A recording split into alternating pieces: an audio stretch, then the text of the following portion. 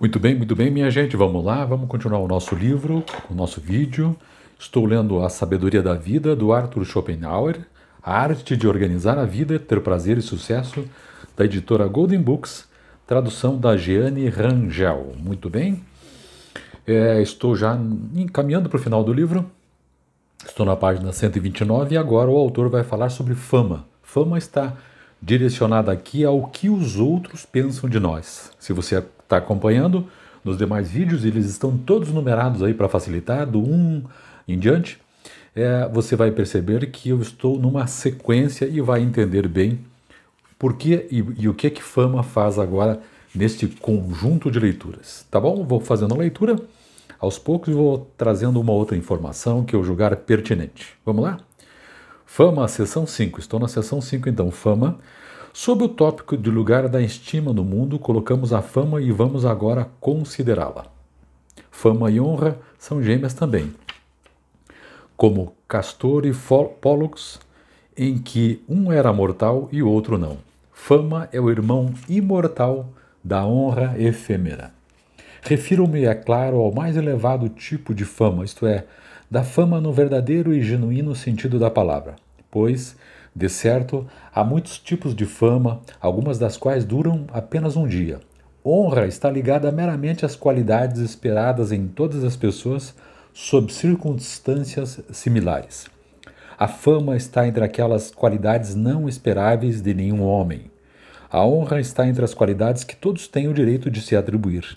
A fama só entre aquelas que os outros atribuem. Enquanto nossa honra se estende até onde as pessoas nos conhecem, a fama chega primeiro e nos faz conhecidos por onde passam. Todos podem reclamar sua própria honra, poucos podem reivindicar fama, pois somente é conseguida em virtude de façanhas extraordinárias. Essas façanhas podem ser de dois tipos, ações ou obras. Assim, para a fama há dois caminhos abertos. No caminho das ações, um grande coração é a principal recomendação. No das obras, uma grande cabeça. Cada um dos caminhos tem suas vantagens e detrimentos peculiares, e a principal diferença entre eles é que as ações são fugazes, enquanto as obras permanecem. A influência de uma ação, se nunca for tão nobre, pode durar pouco tempo, mas uma obra de gênio é uma influência vívida, benéfica e enobrecedora ao longo das eras. Tudo que pode permanecer das ações é uma memória enfraquecida e desfigurada pela ação do tempo.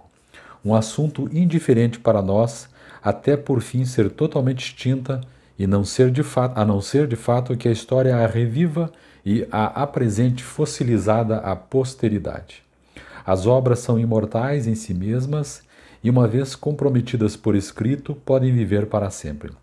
De Alexandre o Grande temos só o nome e o registro, mas Platão e Aristóteles, Homero e Horácio estão vivos e tão diretamente em ação hoje como eram em seu tempo de vida. Os Vedas e seus Upanishads ainda estão entre nós, mas de todas as ações suas contemporâneas, nem rastro delas nos chegou.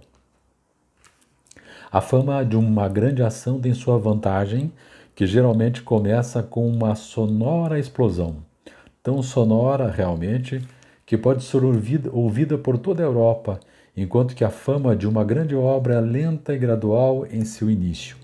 O barulho que ela faz no começo é suave, mas vai crescendo até, por fim, após 100 anos talvez, atingir sua força total e então permanece, porque as obras permanecem por milhares de anos.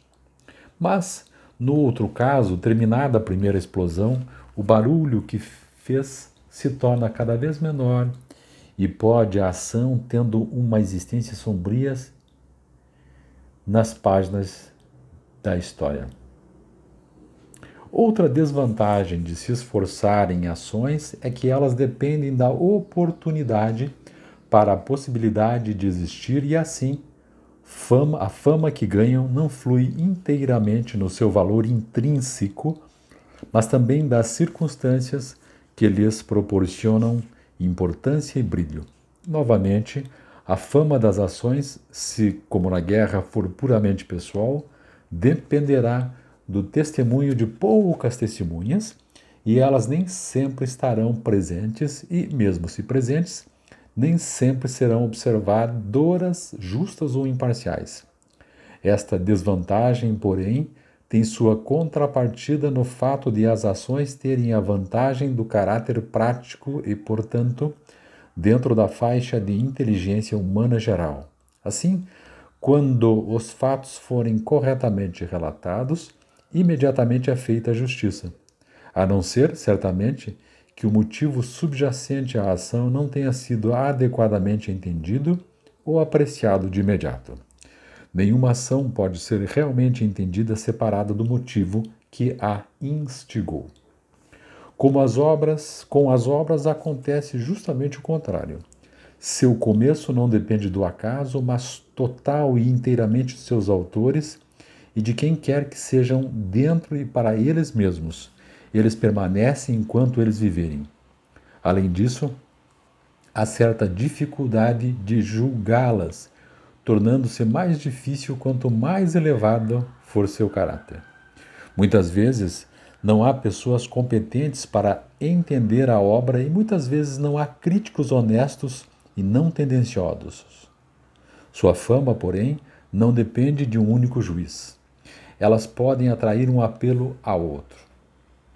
No caso das ações, como disse, é somente sua memória que chega à posteridade e de forma tradicional.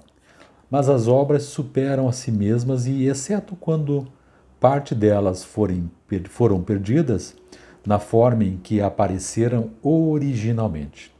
Neste caso, não há espaço para qualquer desfiguração dos fatos e qualquer circunstância que as possa ter prejudicado em sua origem caem no esquecimento com o tempo. Não.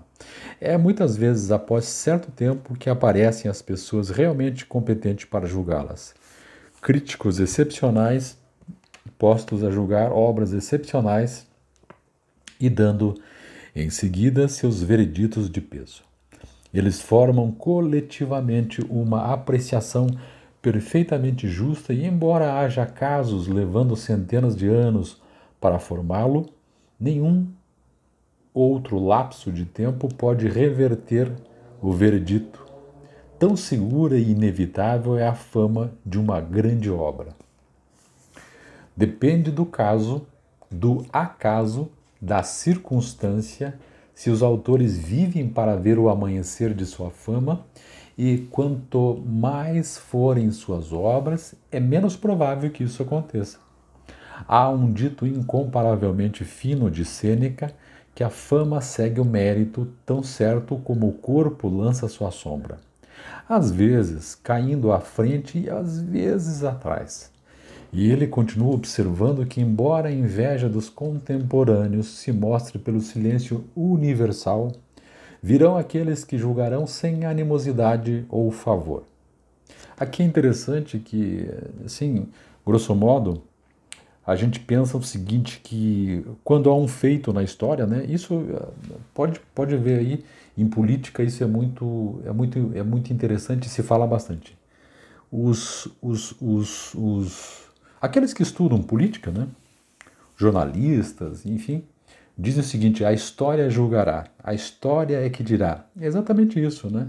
A obra de uma pessoa será muitas vezes julgada pela história, que depois, lá na frente, tirando essas questões menores de raivas, de brigas, tirando uma certa inveja, como diz o autor aqui, uma inveja dos contemporâneos, e sendo julgado lá na frente por quem não viveu aquela época, a justiça virá em cima daquela obra, sobre aquela obra, e se dirá realmente se aquela pessoa realmente teve boa obra e, portanto, fez uma grande fama ou não. Vamos lá, página 133. Desta observação se manifesta que, mesmo à época de Sêneca, havia tratantes que entendiam a arte de suprimir o mérito, ignorando maliciosamente sua existência e escondendo as obras boas do público para favorecer as ruins. É uma arte bem entendida em nossos dias também, manifestando-se agora em uma invejosa conspiração do silêncio. É isso que eu disse. Há uma conspiração, às vezes, Volto a dizer, porque isso é muito interessante, eu vejo muito isso em política, né? É que a história julgará. Disse bastante assim. Legal? Estou na página 133, minha gente. Estamos nos encaminhando para o final, são só 150.